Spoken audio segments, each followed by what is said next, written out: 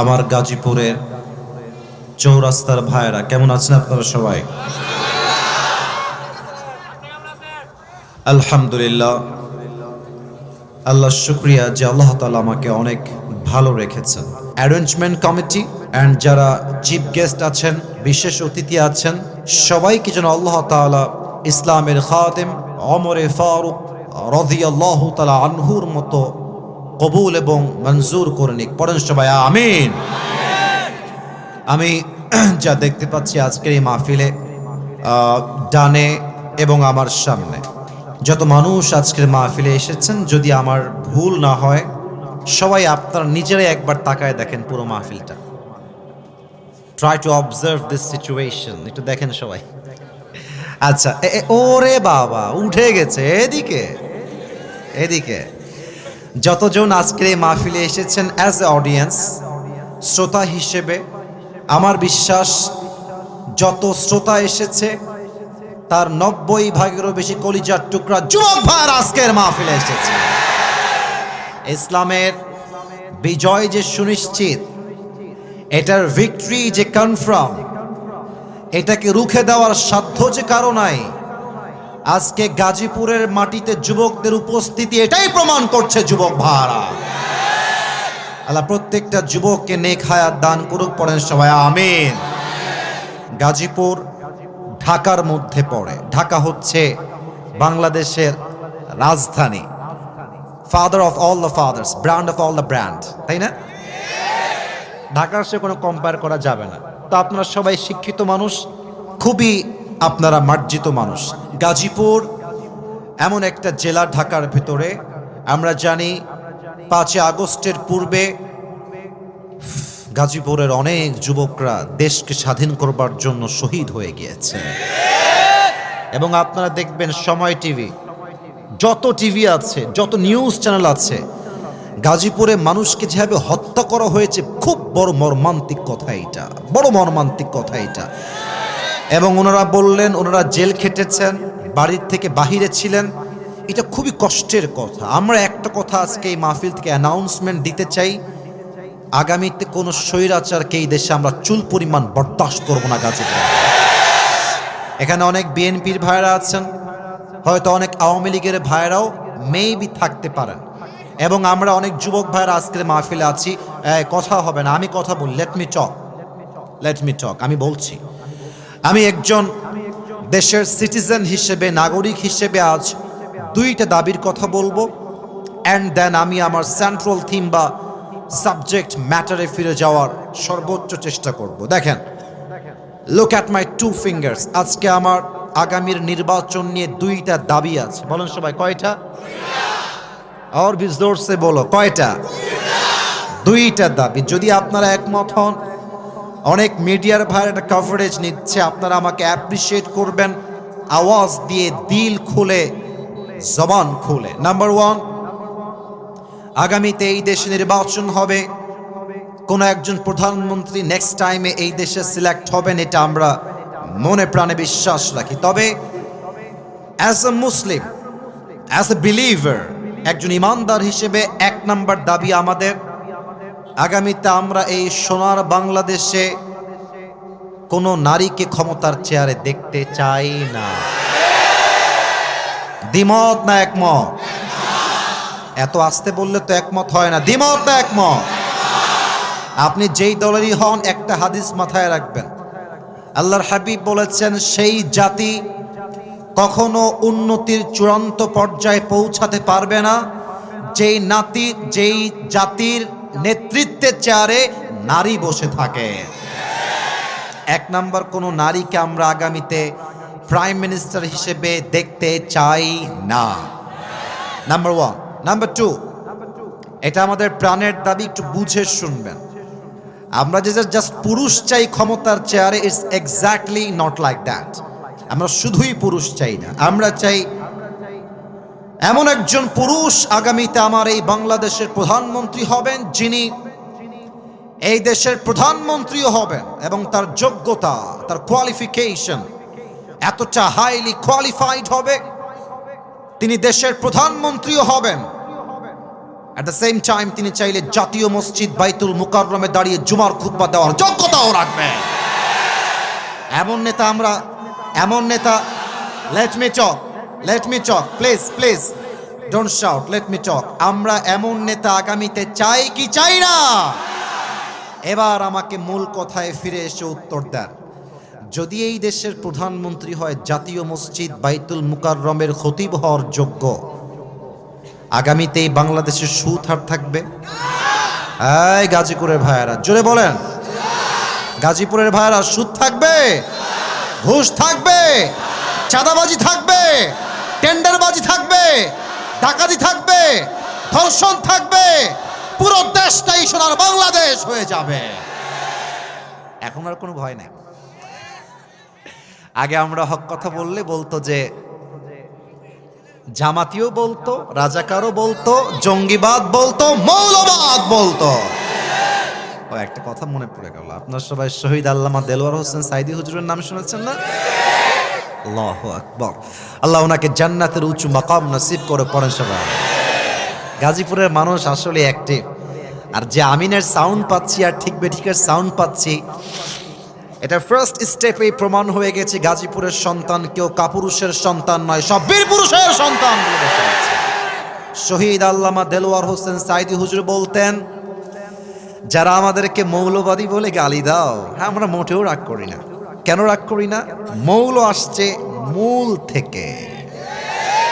মূল মানে হলো কোরআন, মূল মানে হাদিস, মূল মানে হচ্ছে আল্লাহ তাআলা, মূল মানে হচ্ছে হিজ লাস্ট মেসেঞ্জার মুহাম্মদ সাল্লাল্লাহু আলাইহি ওয়াসাল্লাম।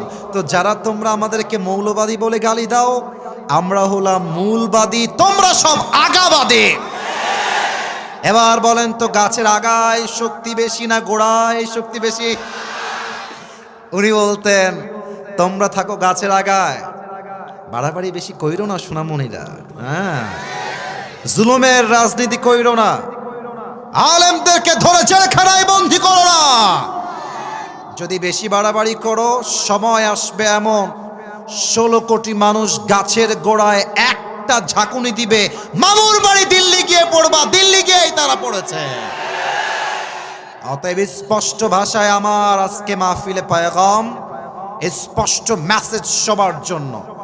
যদি আগামীতে আমার এই বাংলাদেশের ক্ষমতার চেয়ারে কোন স্বৈরাচার বসতে চায়, সেই স্বৈরাচারকে আবার পতন ঘটাবার জন্য এই গাজীপুরের মাটির থেকে একটা শহীদ আবু সাইদ নয়, 2টা শহীদ আবু সাইদ নয়, হাজার হাজার শহীদ আবু সাইদ মাথায় কাফনের কাপড় বেঁধে বুকের তাজা রক্ত দিয়ে শহীদ হওয়ার জন্য আল্লাহর রাস্তায় জিহাদ করতে বাধ্য হবে। কারা কারা দুটো হাত তুলে আল্লাহকে দেখায় দাও।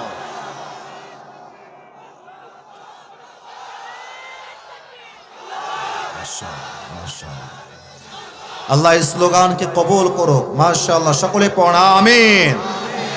আপনাদের বউ আছে? কার কার একটু হাত তুলেন, বউ আছে?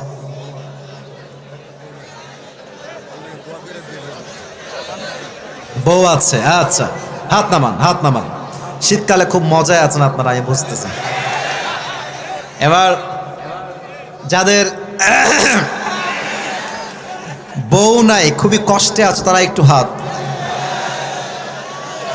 আমি কি ভুল দেখছি নাকি? কারো বউ নাই? ইন্না লিল্লাহি ওয়া ইন্না ইলাইহি রাজিউন। হাত নামান, হাত নামান। আহা, খুবই কষ্টের বিষয় যুবক ভাইয়ের। আমি মাঝে মাঝে আমার মাহফিলগুলোতে মজা করেই বলি, যার বউ নাই তার কিছু নাই, নাই নাই কিছু নাই। আর আমি আমার বাবাদেরকে বলবো, আব্বা জান আপনার ছেলের চরিত্র কম্বল দিয়ে রক্ষা করা যাবে না, আপনার ছেলের চরিত্র ল্যাপ দিয়ে রক্ষা করা যাবে না। যুবকদের চরিত্র রক্ষা করতে একমাত্র চরিত্রবান যুবকের বইয়ের দরকার। আল্লাহ আব্বাজানরা বোঝে না, বোঝে না। আল্লাহ আব্বাজানদেরকে বোঝার তৌফিক দান করুক। পড়েন সবাই আমিন। আচ্ছা, সবাই বিয়ের পক্ষে না বিপক্ষে? আমার বিশ্বাস অল্প বয়সে বিয়ে হয়ে গেলে এই দেশে জেনার সংখ্যা কমবে, বিয়ের সংখ্যা বেড়ে যাবে। আল্লাহ আব্বাজানদেরকে বোঝার তৌফিক দান করুক। পড়া আমিন।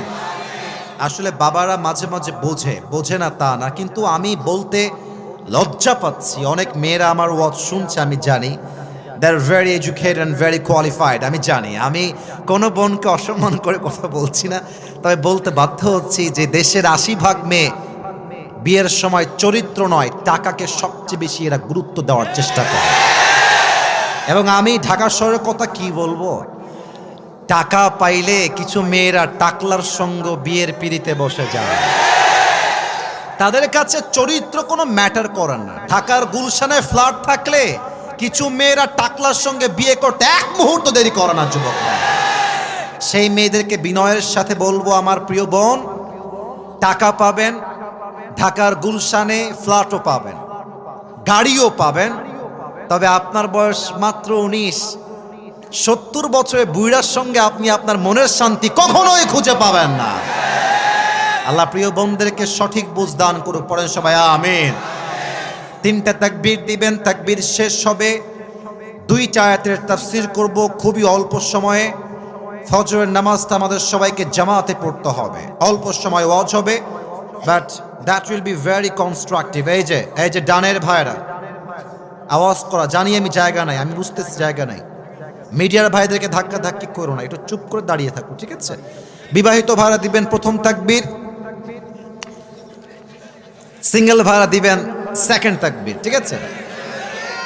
I would like to test everyone who is more powerful. কার শক্তি কত বেশি আমি আজকে একটু চেক করতে চাই।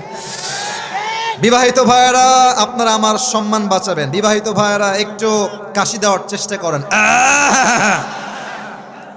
হাসবেন না, তাকবীর দিবেন গলা ফাটায় দিয়ে একেবারে। বিবাহিত ভাইরা তাকবীর দেন, নারায়ে তাকবীর। সর্বনাশ, মুরব্বী লাভ দিয়ে উঠছে। আচ্ছা, এবার ইট ওয়াজ অ্যামেজিংলি অ্যাপ্রিশিয়েটেড, ভালো ছিল, খারাপ না, খুব ভালো সুন্দর সাউন্ড ছিল। এবার সিঙ্গেলদের পালা। তোমরা কি হেরে যাবা? তোমরা কি পরাজিত হয়ে যাবা? সিঙ্গেলরা কাশি দাও। স্যার যারা আপনারা আছেন, স্যার আপনারা আমার উপর রাগ ঢাক না রেখে নাম্বারটা আপনারা দিবেন। আমি জানতে চাই আসলে কে জিততেছে। Single people, it's time for you. Single ভাইরা তাকবীর দেন আমার সাথে, নারায়ে তাকবীর। বিবাহিত ভাইরা মাফ করে দিবেন। হলো না, মানে জিততে গিয়েও আবার আপনারা হেরে গেলেন। যাই হোক, জো হো গেয়া, past is past, present is everything. এবার আমরা সবাই মিলে একটা তাকবীর দিব। তাকবীরের আওয়াজের ঠেলায় আমি স্টেজ ভেঙে নিচে পড়ে যাব, ঠিক আছে? আপনারা সবাই মিলে একটা কাশি দেন। গাজীপুরের সন্তান যে আমরা, বিড়ালের বাচ্চা নয়, সব সিংহের বাচ্চা, এটা তাকবীর দিয়ে প্রমাণ করতে হবে। রাজি আছেন তো ইনশাআল্লাহ? নারায়ে তাকবীর। আল কোরআনের আলো, আল হাদিসের আলো, কোরআন হাদিস যেখানে, আলেম ওলামা যেখানে, গাজীপুরবাসী যেখানে, আল্লাহ রাব্বুল আলামিন সকলের স্লোগানকে তার সন্তুষ্টির ওয়াসিলা হিসেবে কবুল এবং মঞ্জুর করুক। পড়েন সবাই আমিন। আমার প্রিয় গাজীপুরের ভাইরা, আজ আমরা যেই সূরার থেকে তাফসীর পেশ করব, আমি সেই সূরায় যাওয়ার চেষ্টা করছি। তবে সবাইকে একটা কথা বলবো, কেউ যদি আমার দোয়ার আগে যদি কোনো একজনও উঠে যায়, তার লুঙ্গি টান দিয়ে ধরে বসাই দেবে। তবে খেয়াল রাখবেন লুঙ্গি যেন পুরোটা খুলে না যায়, ঠিক আছে? জাস্ট টান দিয়ে বসায় দিবেন, কারণ পুরো বছরে একদিন এসেছি, আবার কবে দেখা হবে জানি না। আজকের মাহফিলে এসেছি, দোয়া না করে কেউ বাসায় আমরা ফিরবো না, ঠিক কি না? আমি শুরু করছি আল্লাহর নামে, আল্লাহর কোরআন থেকে তাফসীর। আজ যে সূরার থেকে আমরা তাফসীর পেশ করব, সূরাটার নাম হচ্ছে সূরাতু আলাম নাশরাহ। আমার প্রিয় গাজীপুরের ভাইরা সবাই বলেন সূরাতু আলাম নাশরাহ। আওয়াজগুলো জোরে চাই, কারো আওয়াজ যেন কমে না যায়। সূরাতু আলাম নাশরাহ থেকে আজকে আমরা তাফসীর পেশ করার সর্বোচ্চ ট্রাই করব অল্প সময়ের ভেতরে। এই সূরাটা আছে 30 নম্বর পারা। বলেন সবাই, কত নম্বর পারা? 30 নম্বর পারা। এই সূরার আয়াত সংখ্যা হচ্ছে, এই যে কয়ে যায়, এই নীল মিডিয়ার, আচ্ছা ঠিক আছে, সাইডে যাও, খবরদার কেউ যেন আমি উঠতে না দেখি। This is the last warning for everyone, কেউ উঠে যাবেন না, সবাইকে আমি অবজার্ভ করার ট্রাই করছি। এই সূরার আয়াত সংখ্যা হচ্ছে মোট 8টা। গাজীপুরের ভাইয়ারা মোট কয়টা? 8টা। তবে আজ আমরা 8টা আয়াতের ব্যাখ্যায় যাব না, আমরা জাস্ট 2টা আয়াতের ব্যাখ্যা শুনব। জোরে সোরে বলেন সবাই, কয়টা আয়াত? আউযু বিল্লাহি মিনাশ শাইতানির রাজীম। বিসমিল্লাহির রহমানির রহিম। ফাইন্না মা'আল উসরি ইউসরা, ইন্না মা'আল উসরি ইউসরা। Indeed and verily, with every hardship there is ease. এই আয়াতের তর্জমা হচ্ছে, প্রত্যেকটা কষ্টের সাথেই স্বস্তির দেখা, স্বস্তির সন্ধান। বলেন তো গাজীপুরের ভাইয়েরা আছে না নাই? আপনি যদি আমার কথাগুলো আজকে এখান থেকে শোনেন, এখান থেকে কথা বুঝে আসবে না, এখান থেকে শুনতে হবে, কারণ প্রত্যেকটা পয়েন্ট খুবই ডিপ। যদি আপনি দিল দিয়ে না শুনেন, ইহা সে শুনোগে ইহা সে নিকাল জায়গা। এজন্য কান দিয়ে নয়, যতটুকু শুনবেন দিল দিয়ে শুনবেন। রাজি আছেন তো সবাই ইনশাআল্লাহ? তাহলে আমি সবার থেকে তর্জমাটা মুখস্থ শুনতে চাই। আমি বলবো প্রথম ধাপ, আপনারা বলবেন সেকেন্ড ধাপ। কষ্টের সাথেই আছে, এই জোরে কোন, বামে সাউন্ড নাই, ডানে পারফেক্ট সাউন্ড, মাশাআল্লাহ।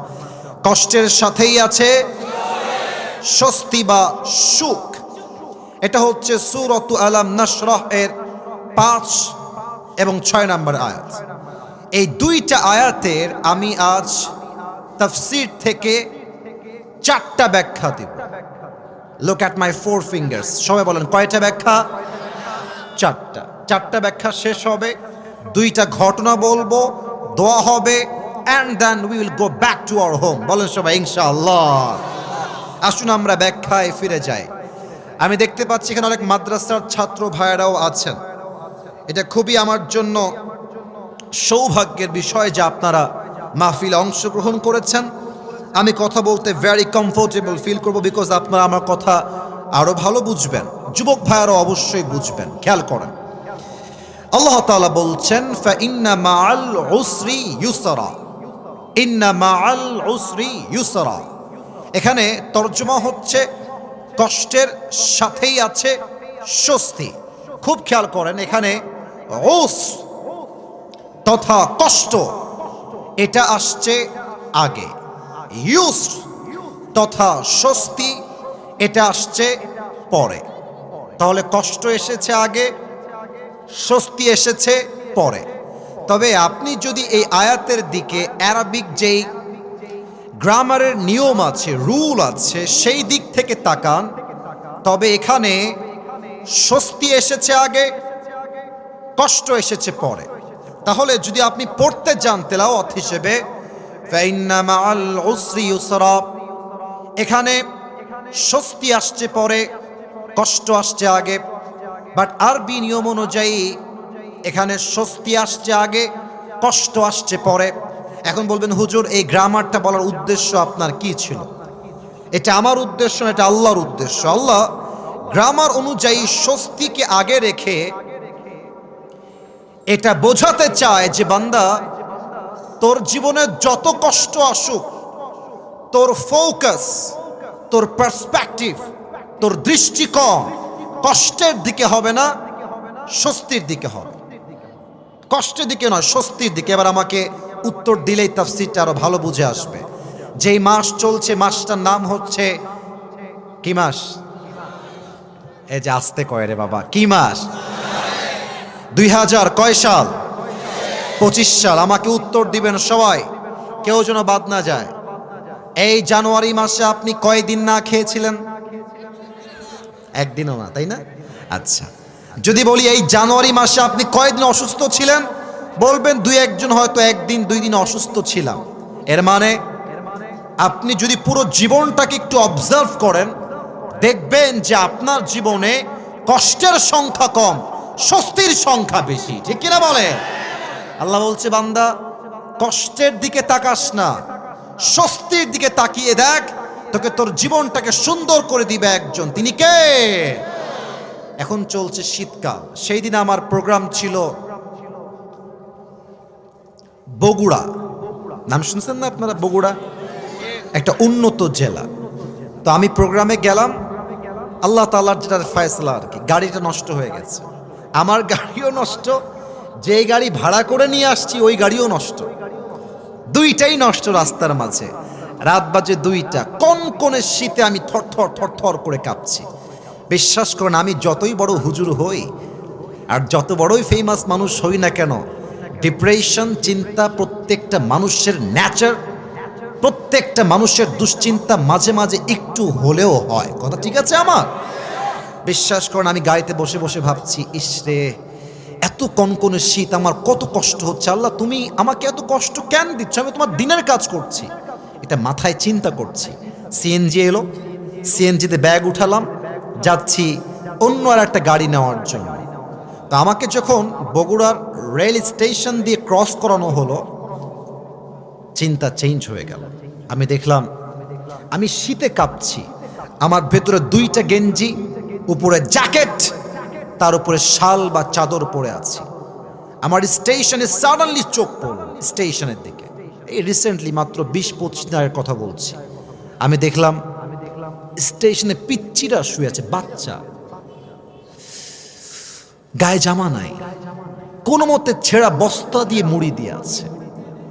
মুরব্বীরা শুয়ে আছে, বৃদ্ধা মা শুয়ে আছে, খেতা আছে, ল্যাপ নাই, কম্বল নাই। আমি বুঝলাম, ফাইন্না মাআল উসরি ইউসরা, বান্দা যা আছে তাই দেখ, যা নাই তাই দেখিস না। ঢাকার গুলশানে যখন যাবেন, BMW, Mercedes, range rover, Rolle's Royals, C-HR, কত ব্র্যান্ডের গাড়ি নেবেন, সব আছে গুলশানে। দেখলে মনে হবে, ইস, আমি গাজীপুরের ছেলে, আমার তো একটা সাইকেলও নাই। ভাইরে, অনেক কিছু থাকলেই সুখী হওয়া যায় না, সুখী হওয়ার জন্য আল্লাহ রহমতের প্রয়োজন হয়। আপনাকে একটা অবাক করা তথ্য দিব, কিন্তু মিডিয়া আছে, বলতে লজ্জা পাচ্ছিলাম, ভেবেছি বলবো না, তবে বলবো, আপত্তি নাই বলতে। শুনলে আপনারা হয়তো অনেকে মাইন্ডে নেবেন, বাট আপনাকে বুঝতে হবে যা বলছে আমি বাস্তব বলছি।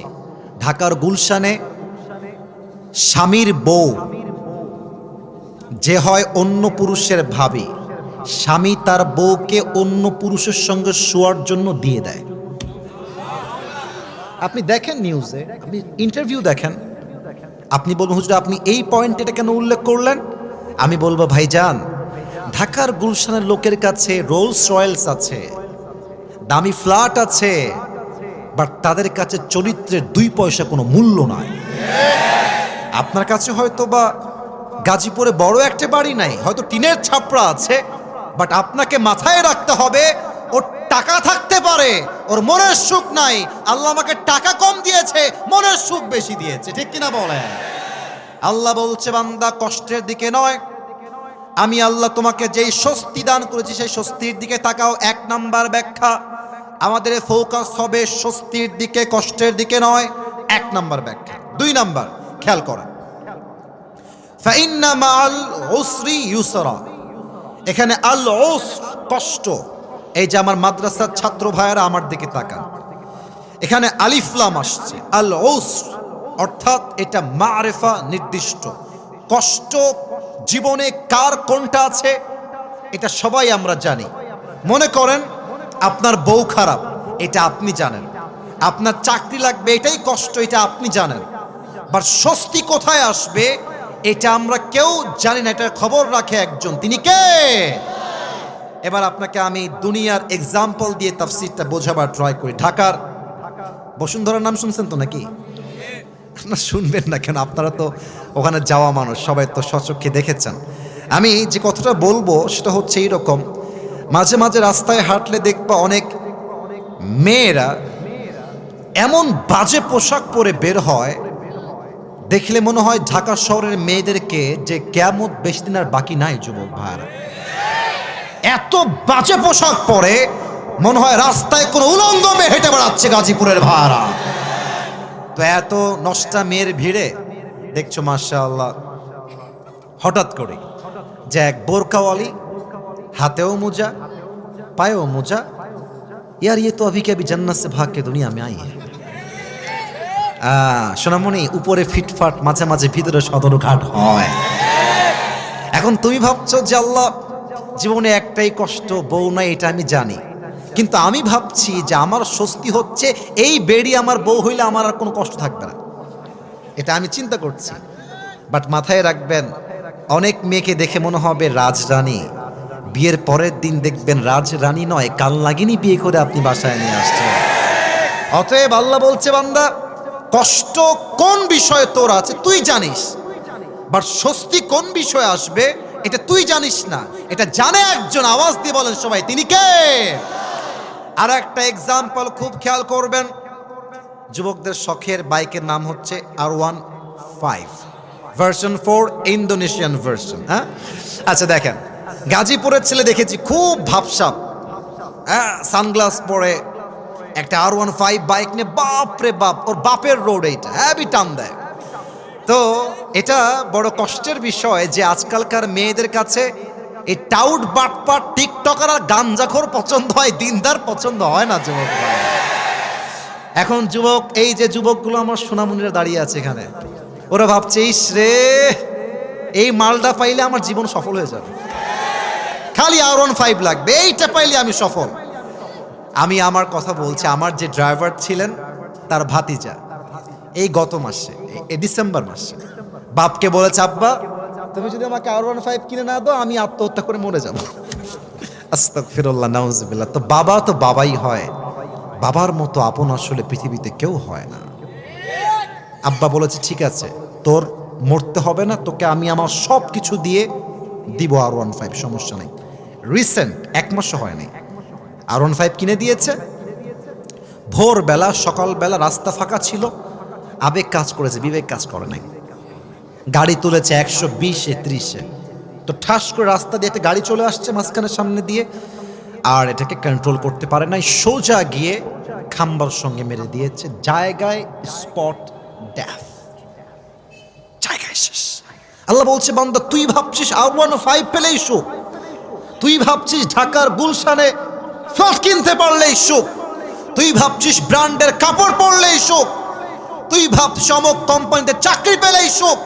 না না, তোর সুখের খবর তুই জানিস না, তোর স্বস্তি আসবে কোথায় এটা একমাত্র খবর রাখে একজন, তিনি কে? কথা কি বোঝা যায়? আমার তাফসীরের কথাগুলো কি বোঝা যায়? যায় যায় যায়। তাহলে এটা কয় নাম্বার পয়েন্ট গেল? এই ভাইরা জোরে কোন সবাই কয়? 3 নাম্বার পয়েন্ট আরো বড় মারাত্মক, একটু খেয়াল করবেন। ফা ইন্না মাআল উসরি ইউসরা, ইন্না মাআল উসরি ইউসরা, দুইটা আয়াতের শুরুতে একটা হরফ আছে, এটা হচ্ছে ইন্না। সবার থেকে জানতে চাই এই হরফটার নাম কি? এই যে আমার কওমি ছাত্র ভাইরা যারা আছেন, they know this very well, তারা আমার চাইতে আরো ভালো জানে। এটা হচ্ছে হুরুফে মুশাব্বাহা বিল ফিআল। যখন ইন্না কোনো বাক্যের শুরুতে আসে, বাক্যের মাঝে যেই সন্দেহ থাকে সেই সন্দেহ সব দূর করে দেয়। অনেক যুবক মনে মনে ভাবে যে বয়স তো 25 হয়ে গেল, বিয়ে কি শালা হবেই না আমার? আহা, হ্যাঁ এরকম আছে, বিয়ে কি হবেই না, আহা আমি কি আজীবন সিঙ্গেল মরবো, এটা আমিও ভাবতাম। তো আল্লাহ বলছে বান্দা, যতই টেনশন করিস না, ফা ইন্না মাআল উসরি ইউসরা, নিশ্চিত তোর সমস্ত হতাশা দূর করবে একজন, তিনি কে? ফা ইন্না, নিশ্চিত কষ্ট দূর হবে। 4 নাম্বার ব্যাখ্যা, শেষ ব্যাখ্যা আমার, আল্লাহ রাব্বুল আলামিন বলছে ফা ইন্না মাআল উসরি ইউসরা, এখানে তরজমা হবে কষ্টের সাথেই আছে সুখ। আমরা তরজমা মাঝে মাঝে করি কষ্টের পরেই সুখ, এটা ভুল তরজমা, এই তরজমা করা যাবে না। কারণ কি? খেয়াল করা, যদি কষ্টের পরেই সুখ তরজমা হতো তাহলে আল্লাহ বলতেন ফা ইন্না বা'দাল উসরি ইউসরা, কিন্তু কষ্টের পরেই সুখ নয়, কষ্টের সাথেই স্বস্তি। আল্লাহ বলছে ফাইন্না মাল উসরি ইউসরা। এর ব্যাখ্যায় একটা ঘটনা বলতে চাই আমি আমার জীবন থেকে, বলা যাবে নাকি যাবে না? আপনারা আমাকে ফেসবুকে আগে দেখেছেন নাকি কখনো? মানে আপনার সব আমাকে চেনেন নাকি? আমার যে একবার গাড়ি অ্যাক্সিডেন্ট হয়েছিল, এটা কি আপনারা দেখছেন কেউ কেউ? আচ্ছা, মাশাআল্লাহ, হাত নামা। এটা 2024 সালের জানুয়ারি মাসের কথা। আমার প্রোগ্রাম ছিল, এটা আমি বানায়ও বলছি না, টাইম পাস করার জন্য বলছি না, আমি জাস্ট বোঝাবো কষ্ট আছে যেখানে স্বস্তিও আছে। আরে ডায়লগটা দেন না, কষ্ট আছে যেখানে স্বস্তি আছে। আমি প্রোগ্রাম করে কুমিল্লার দিকে আসছি, চাঁদপুরে আমার প্রোগ্রাম ছিল। গাড়িটা যমুনা ফিউচার পার্কের পাশে যে ব্র্যান্ড নিউ শোরুমগুলো আছে না, ওই পাশে ডান দিকে ঢুকে যে গাড়িটা কিনেছি জানুয়ারি মাসের 1 তারিখে। তো কিনেছি, আসলে দামি গাড়ি, মোটামুটি অনেক দাম ছিল ওই সময়। মার্কেট প্রাইস মেবি 55 লাখ ছিল। এটা শো অফ না, আপনি একটু পরে বুঝবেন যে আমি আসলে কি বলতে চাই আপনাকে। তো গাড়িটা কিনে খুব শখের গাড়ি, মাশাআল্লাহ, খুবই সার্ভিস ভালো অ্যান্ড লুকিং জাস্ট ওয়াও, দেখতেও সুন্দর। তো চাঁদপুর থেকে আমার প্রোগ্রাম, আমি আসবো কুমিল্লাতে, এসে ঘুমাবো। তো দেখবেন যে গ্রামের যে রাস্তাগুলো হয় ট্রিং বিরিং রাস্তা, একবার ডানে গিয়ে আবার বামে গিয়ে আবার ডানে। তা আমার ড্রাইভার সাহেবের এমন আবেগ কাজ করেছে, গ্রামের রাস্তায় গাড়ি তুলেছে 80-তে। তো আবেগের জন্য কি হয়েছে, রাস্তা ভেজা, বৃষ্টি হয়েছে। তো দেখেন, look at my right hand, ডান হাত দেখেন, গাড়ি যাচ্ছে এমনে সোজা, বোঝা যায়? ও ভাই কতক্ষণ বোঝা যায়? সোজা যাচ্ছে গাড়ি, তো রাইটে টার্ন নেওয়া লাগবে, অর্থাৎ ডান দিকে যাওয়া লাগবে। গাড়ি কিন্তু আছে 80-তে, আর রাস্তা পুরোটা ভিজা আর কাদা। তো আমার ড্রাইভার সাহেবেরও যে আবেগ কাজ করেছে, বিবেক কাজ করে নাই। 80-তে গাড়ি আছে, তো এই দেখেন ঠাস করে ইউটার্ন নেওয়ার জন্য গাড়িটা এমনে ঘুরাইছে। গাড়িটা ডান দিকে না গিয়ে সোজা খাদে চলে গিয়েছে। আর খাদে গেছে কেমনে আমি বুঝাই বলি। একবার এমনে উল্টাইছে, আবার উল্টাইছে, থার্ড টাইম আমি বুঝলাম আমি জমিনের পানিতে পড়লাম। আমি তো অলরেডি কালেমা পড়ে ফেলেছি, তখন খুব সিরিয়াস ছিলাম। আসলে সবাই কালেমা পড়েছি, আমরা যারা ছিলাম সবাই মোটামুটি কালেমা পড়ে ফেলেছি। তো গাড়ি যখন নিচে পড়ে গেল, আমি দেখতে পাচ্ছি ভেতর থেকে পানি উঠছে। গাড়ির ভেতরে পানি অলরেডি উঠে গেছে। আমার সামনে যিনি ছিলেন এক গ্লাসে বাড়ি দিয়েছে, এক বাড়িতে গ্লাস ভেঙে গেছে। ও জানলা দিয়ে লাফ দিয়েছে পানির ভেতরে, ওখানে নেমে গেছে ওখানে। আর আমরা ছিলাম 7 জন। গাড়ির এমন জোরে আওয়াজ হয়েছে কুমিল্লাতে, অনেক এলাকার লোক ওখানে চলে আসছে, আশেপাশে সবাই চলে আসছে। কি হলো রে, কে এখানে, বেঁচে আছে কিনা মরে গেল, সবাই দেখতে চলে আসছে। কোনো মতে আমাকে গাড়ির থেকে বের করা হলো। আমি পানির থেকে উপরে উঠলাম। যখন উপরে উঠেছি, গাড়ির দিকে আমি তাকায় দেখলাম যে মাশাআল্লাহ আমার গাড়ির সামনের দিকে গ্লাস ভেঙে গেছে, ডান দিকে আমার জানালা নাই, নিচে আমার সিট নাই, উপরে আমার ছাদ নাই, গাড়িই নাই। তো মনটা এত খারাপ লাগলো, ইস রে, কেবল ব্র্যান্ড নিউ গাড়িটা কিনলাম শোরুম থেকে, 7 দিন হলো না, এত কষ্টের টাকা জমিয়ে কিনলাম, শেষ হয়ে গেল। কষ্ট, স্বস্তি কোথায়? এক জায়গায় স্বস্তি আছে যে ইস রে, আরে গাড়ি গেছে যাক না, যেখানে আমার বাঁচার কথা নয়, এখানে আমার চুল পরিমাণ কোনো আঘাত আমার গায়ে লাগে না। আল্লাহকে বললাম, আল্লাহ গাড়ি যাক, আমি তো বেঁচে আছি, আমার ঠ্যাং তো ভাঙে নাই, আমার হাত তো ভাঙে নাই, এটাই কথা। বেঁচে থাকলে একদিন এই সব গাড়ি নয়, একদিন BMW কিনতে পারবো, ঠিক কিনা বলে? আল্লাহ বলছে, বান্দা কষ্টের পরে সুখ নয়, কষ্ট আছে যেখানে স্বস্তি আছে সেখানে। আচ্ছা, একজন মা যখন গর্ভবতী হয়, পেটের ভেতরে একটা যন্ত্রণা, বলেন তো গাজীপুরের ভাইয়েরা আছে না নাই? আহা, কি যে কষ্ট হয় মায়ের, একমাত্র মাই জানে। বাট মায়ের মাথায় একটা চিন্তা স্বস্তির থাকে যে যত কষ্টই আমার হোক, আমি তো মা ডাকটা শুনবো, আমার সন্তান যখন আমাকে মা ডাক দিবে, সমস্ত কষ্ট আমি এক মুহূর্তেই ভুলে যাব, ঠিক কিনা বলে? আল্লাহ বলছে, বান্দা কষ্টের পরে সুখ নয়, কষ্টের সাথেই রয়েছে স্বস্তি। তবে এই বার্তা সেই মানুষ বুঝবে যার মাঝে আছে 2টা গুণ। সবাই 2 হাত তোলেন, এই যে 2 আঙ্গুল, সবাই আমাকে দেখাবেন। কষ্টের সাথেই আছে স্বস্তি। এটা আমল করতে কয়টা গুণ লাগবে? আপনাদের সকলের শোনার মন আছে তো ইনশাআল্লাহ? হাত নামান, সবাই একটা তাকবীর দেন। নারে তাকবীর। 12টা বেজে গেছে অলরেডি, ওয়াজ 1 ঘন্টা হয়ে গেছে। আরো 10 থেকে 15 মিনিট সময় আমাকে দেওয়া যাবে না ইনশাআল্লাহ? ইনশাআল্লাহ আওয়াজ তো বলছে না, বলেন সবাই ইনশাআল্লাহ। 1 নাম্বার গুণের নাম হচ্ছে ধৈর্য। বলেন সবাই 1 নাম্বার গুণের নাম কি? ধৈর্য। আমি একটা কথা সবাইকে জিজ্ঞেস করতে চাই, যদি আমার ভুল হয় আপনারা আমাকে ধরিয়ে দিবেন। সাররাবাদ আমি আমার জায়গা থেকে বলছি, আমার সামনে যতগুলো যুবক এখানে এসেছে, এটা আমার আন্তরিকতার বিশ্বাস, এখানে 90% বেশি যুবক ভাইরা আমরা সবাই মধ্যবিত্ত পরিবারের সন্তান এই মাহফিলে এসেছি। আমি আমার একটা ওয়াজে বলেছিলাম যে মধ্যবিত্ত পরিবারের সন্তান মানেই হচ্ছে এক একটা ব্র্যান্ড। কেন ব্র্যান্ড? সাইকেল দিবেন আমাদেরকে চলবে, বাইক দিবেন চলবে, কার দিবেন চলবে। বলবেন যে কার দিব না, বাইক দিব না, হেঁটে হেঁটে এসো, তাও আমার চলবে, কারণ আমি মধ্যবিত্ত পরিবারের সন্তান, ঠিক কিনা? আপনি আমাকে ভাত দিবেন, ডাউল দিবেন, তাও আমার চলবে। আপনি আমাকে ভাত দিবেন, আলু ভর্তা দিবেন, তাও আমার চলবে। আপনি আমাকে ভাত দিবেন, গোস্ত দিবেন, তাও আমার চলবে। আপনি আমাকে 1 প্লেট ভাত দিবেন, আর কিছুই দিবেন না, 1 গ্লাস পানি দিবেন, 1টা মরিচ দিবেন, আমার পান্তা ভাত হলেও চলবে। আপনি বালিশ দিবেন, ঘুমাবো, বালিশ দিবেন না, তাও ঘুমাবো। খাট দিবেন, ঘুমাবো, খাট দিবেন না, তাও ঘুমাবো। কারণ হলো আমি বড় ঘরের খেয়ে পড়ে বড় হওয়া ব্রয়লার মুরগি না, আমি মধ্যবিত্ত পরিবারের সন্তান।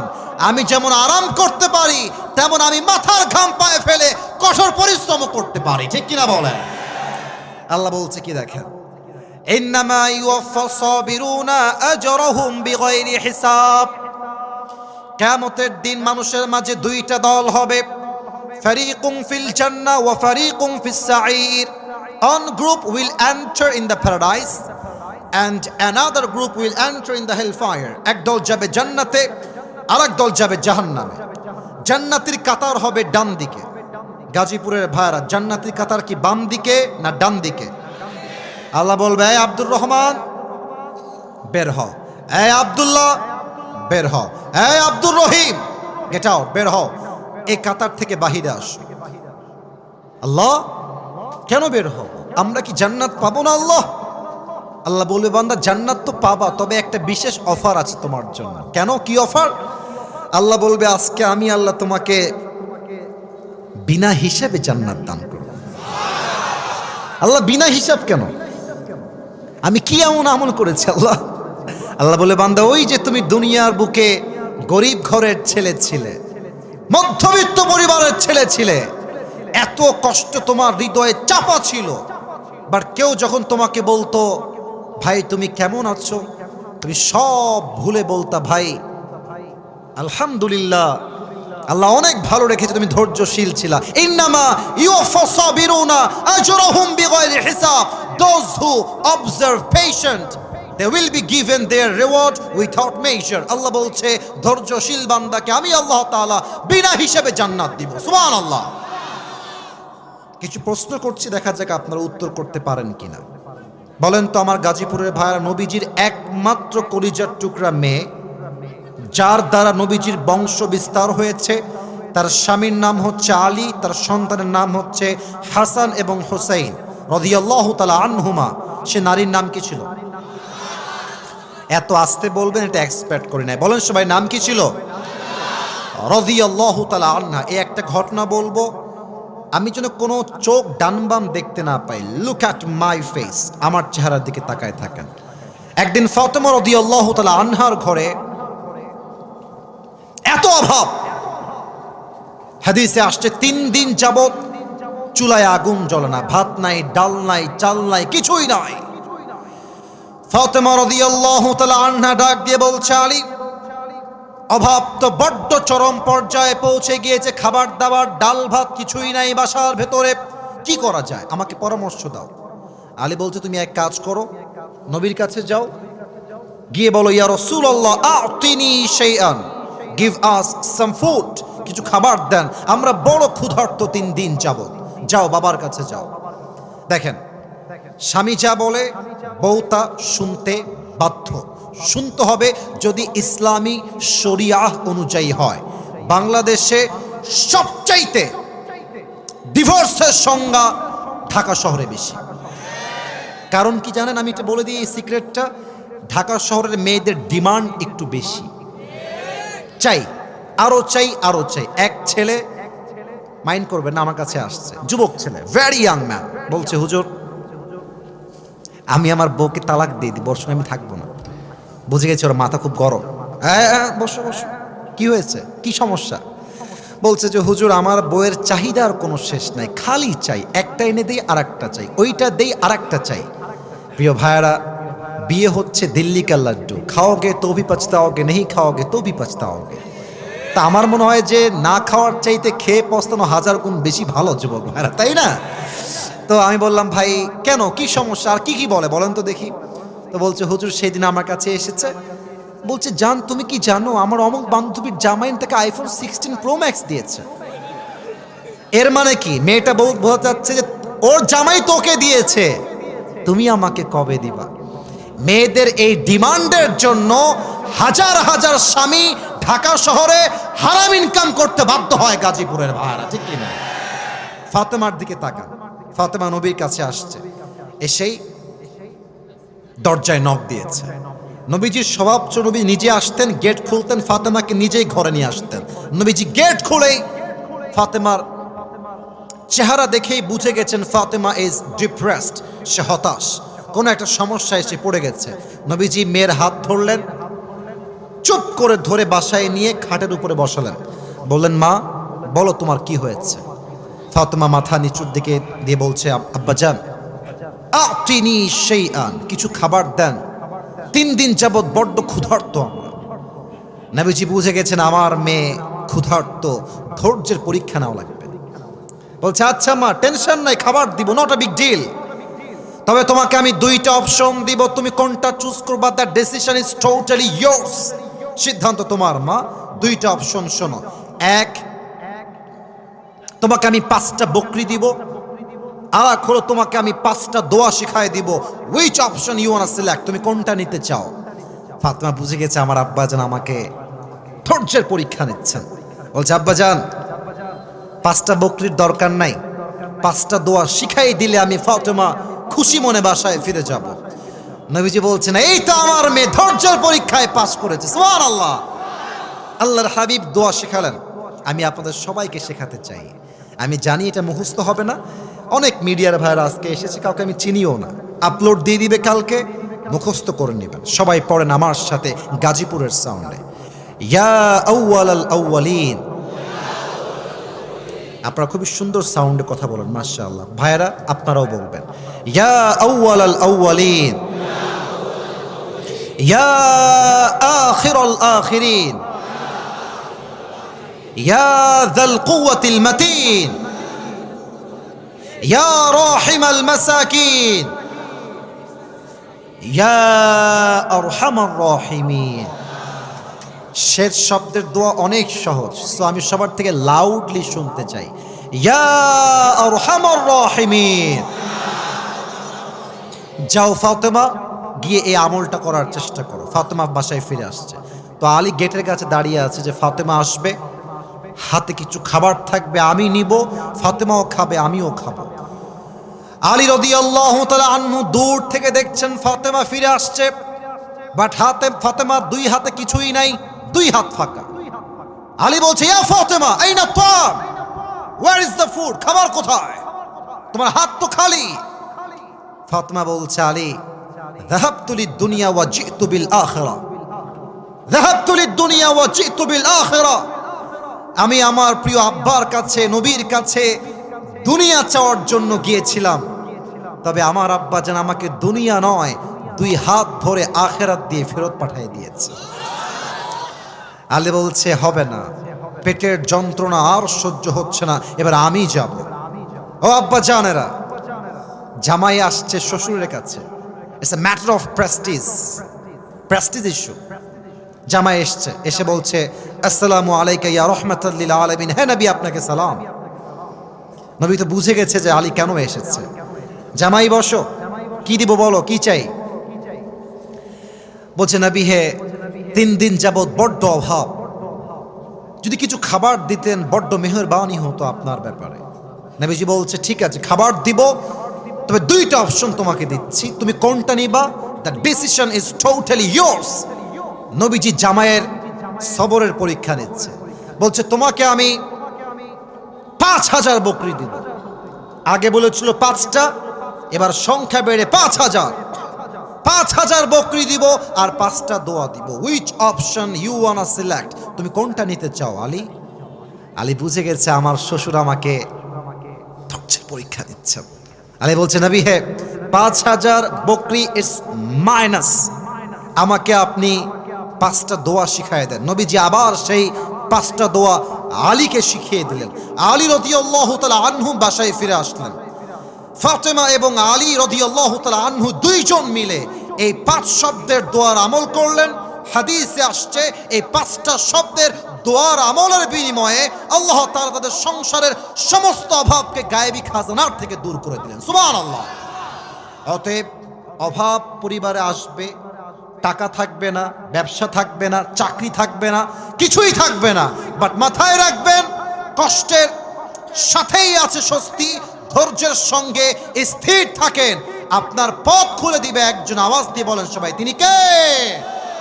1 নাম্বার হলো ধৈর্যশীল হওয়া জীবনের যে কোনো মুহূর্তে।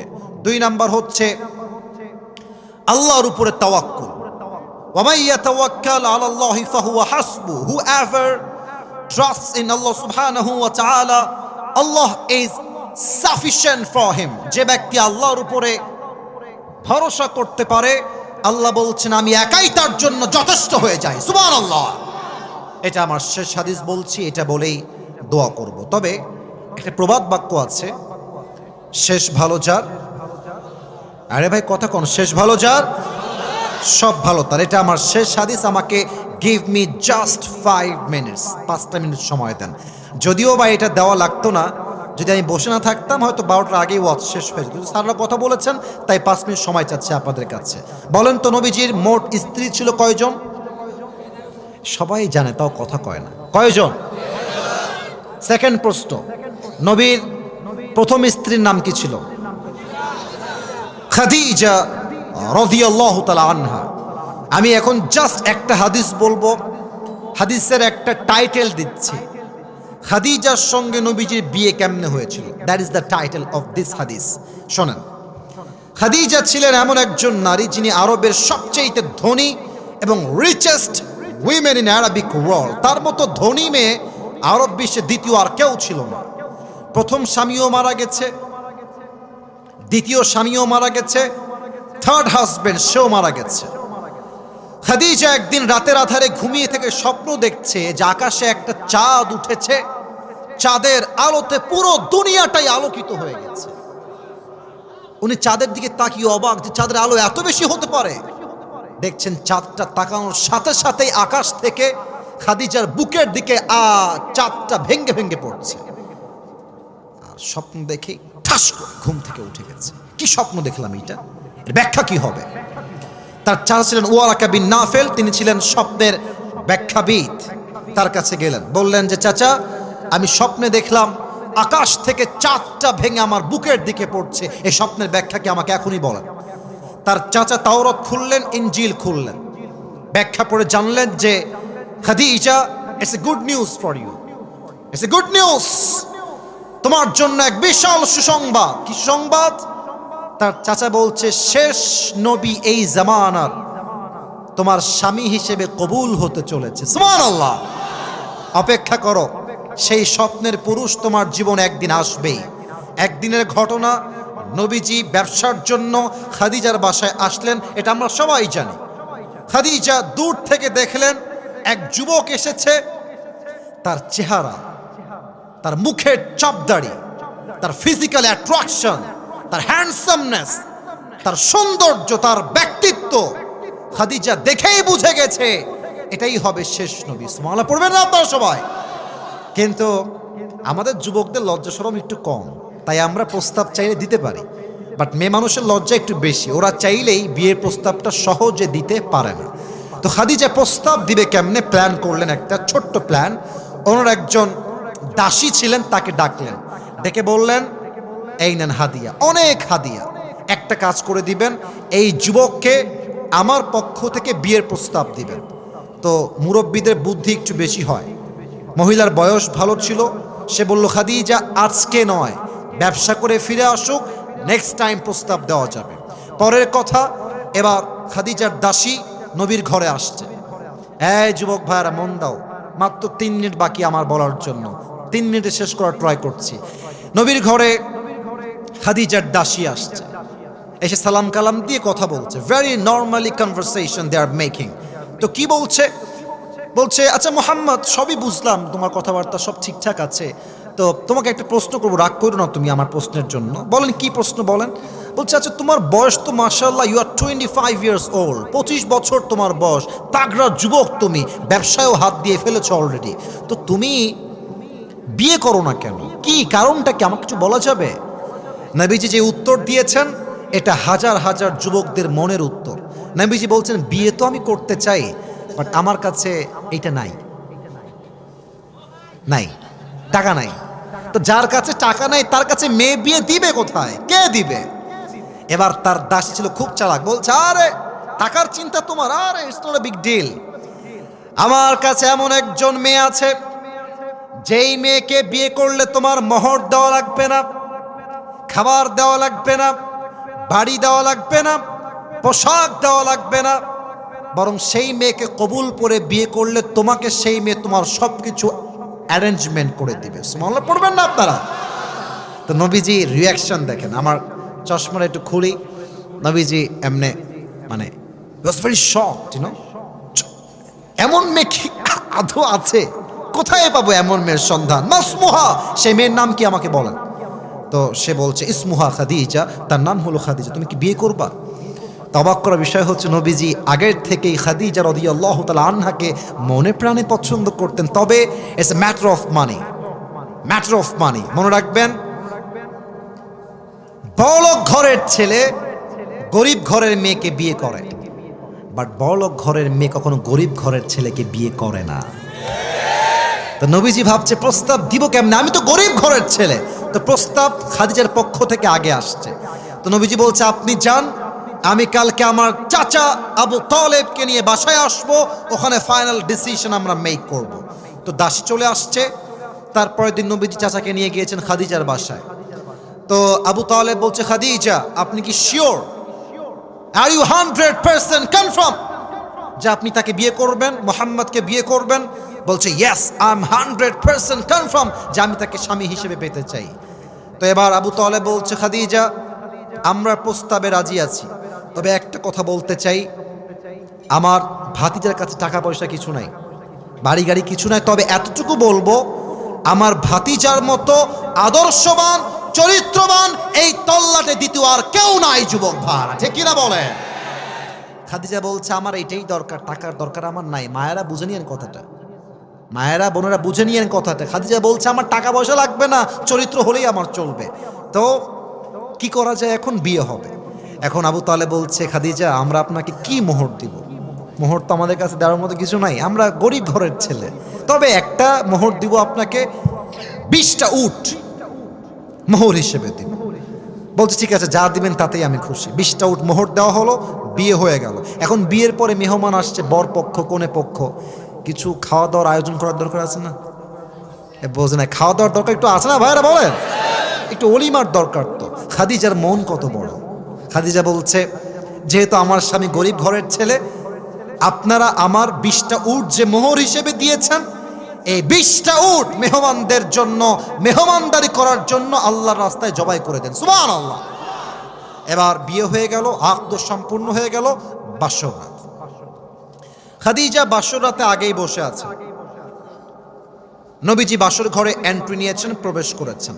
হাদিসের শেষাংশে আমি আছি, এটাই শেষাংশ। নবীজি এসে খাদিজার পাশে বসেছে। তো নবীজি একটু নার্ভাস, মানে প্রথম বিয়ে হলে যা হয় আর কি, হ্যাঁ বাসরাতে সবাই নার্ভাস ফিল করে, নবীজিও নার্ভাস। তো নবীজি চুপচাপ বসে আছে, খাদিজাও চুপচাপ বসে আছে। তো খাদিজা যেহেতু আগের থেকে একটু অভিজ্ঞ মানুষ, নবীর চাইতে একটু বেশি, তো খাদিজা নিজের থেকেই বলছে, আচ্ছা আপনি কি জানেন যে আমি আপনাকে স্বামী হিসেবে কেমনে পেয়েছি? আপনি কি জানেন এটা? নবীজি বলছেন, না তা তো আমি জানি না, আপনি কেমনে পেয়েছেন তো আপনি জানবেন, আমি কেমনে জানবো আপনার ঘটনা? তো খাদিজা বলতে, শোনেন তাহলে আমার ঘটনা। আমি যখন প্রথমবার বিয়ে করলাম, প্রথম বিয়েতে আমার এক সন্তান হলো, স্বামী আমাকে সন্তান রেখে দুনিয়ার থেকে বিদায় নিলেন। দ্বিতীয়বার বিয়ে করলাম, সন্তান হলো, তার নাম হলো হিন্দ, স্বামী মরে গেলেন, সন্তান থেকে গেল। থার্ড টাইম আবার বিয়ে করলাম, হতাশা সব কাটিয়ে আবার বিয়ে করলাম, সেই স্বামীও মারা গেল। পরে আমি নিয়ত করলাম, আমার ভরসা আল্লাহর উপরে, আমার রব একদিন না একদিন আমাকে উত্তম জীবন সঙ্গী আজীবনের জন্য দান করবেন করবেন করবেন ইনশাআল্লাহ। এটা আমার ভরসা, তাওয়াক্কুল ছিল। এবং এই তাওয়াক্কুলকে আমি সামনে রেখে কোনো দিন কোনো পরপুরুষের সঙ্গে হারামে জড়াই নাই, কখনো কোনো পরপুরুষের দিকে চোখ তুলে তাকাই নাই, কখনো আমি আমার ব্রেইনে খারাপ হারাম কোনো অশ্লীল চিন্তা আনি নাই। আমি আমার ভরসা আল্লাহর উপরে রেখেছি। আমার মতো একজন নারীকে আল্লাহ তাআলা আপনার মতো চরিত্রবান যুবকের প্রথম স্ত্রী হিসেবে কবুল করে নিয়েছে। তাহলে কি বুঝলা? তোমার জীবনে আজকে বউ নাই, তুমি আমার বিয়ে হবে না, আব্বা আমি মরে যাবো, আমার বিয়ে নাই, বউ নাই, কিছু নাই, না। অপেক্ষা করো, ধৈর্য ধারণ করো, নিজেকে বাঁচাও। তোমার চরিত্র ভালো হলে তোমাকে আল্লাহ উত্তম চরিত্রে মেয়ে দান করবেই করবে ইনশাআল্লাহ, ঠিক কিনা বলো? অতএব যত কষ্টই আসুক, দুইটা বিষয়ে মাথা রেখে চলবেন। এক হলো ধৈর্য, দুই হচ্ছে তাওয়াক্কুল। ধৈর্য মানে কি? একদিন না একদিন ভালো ফলাফল আসবে। তাওয়াক্কুল মানে কি? আমার বিশ্বাস আমার রব আমাকে কখনো ঠকাইতে পারে না। সবাই এই দুইটা গুণ রাখতে রাজি আছেন তো ইনশাআল্লাহ?